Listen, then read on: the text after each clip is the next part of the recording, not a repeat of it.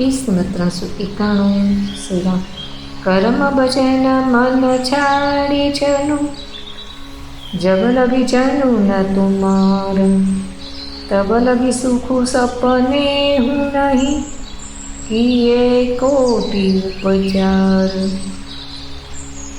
જ્યાં સુધી કર્મ વચન અને મનથી પ્રપંચ છોડીને મનુષ્ય આપનો દાસ નથી થઈ જતો ત્યાં સુધી કરોડો ઉપાય કરવાથી સ્વપ્નમાં પણ તે સુખ નથી પામતું।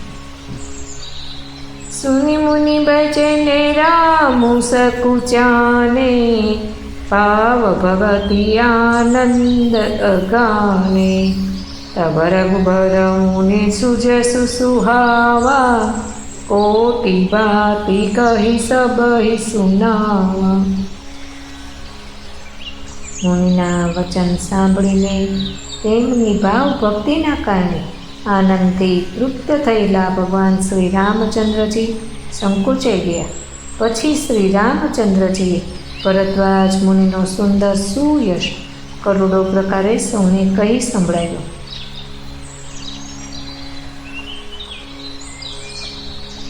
सो बड़ी सो सब उन गन गेहू जय मुनीस तुम आदर देहू मुनि रघुवीर परस पर नवहि बचन अगोचर सुख अनुभवहि। हे मुनीश्वर जेने आप आदर आपो ए ज मोटो छे अने ए सर्वे गुण समूहनुं धाम छे। આ રીતે શ્રી રામજી અને ભરદ્વાજજી બંને પરસ્પર એકબીજાને નમી રહ્યા છે અને અનિર્વચનીય આનંદનો અનુભવ કરી રહ્યા છે। યહ સુધી પાઈ પ્રયાગ નિવાસી બટુ તાપસ મુનિ સિદ્ધ ઉદાસી ભરદ્વાજ આશ્રમ સબ આયે देखन दशरथ सुअन सुहाये। आ खबर पामीने प्रयाग निवासी ब्रह्मचारी तपस्वी मुनि सिद्ध अने विरक्त सर्वे श्री दशरथजीना सुंदर पुत्रोने जोवा माटे भरद्वाजजीना आश्रमे આવ્યા।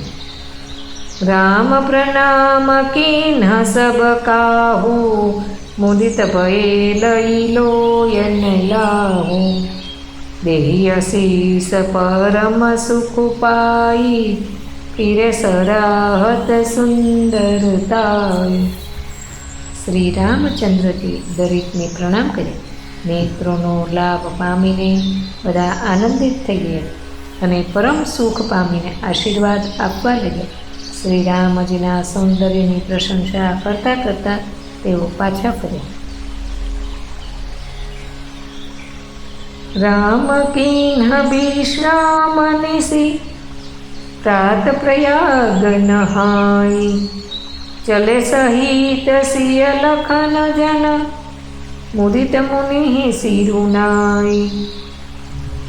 श्री रामजी रात्रे ત્યાં જ વિશ્રામ કર્યો અને પ્રાતઃકાળે પ્રયાગરાજનું સ્નાન કરીને શ્રી સીતાજી લક્ષ્મણજી અને સેવક ગૃહોની સાથે ભરદ્વાજ આશ્રમ તરફ ચાલ્યા અને મુનિને શીશ નમાવીને હરખાવ્યા। અસ્તુ।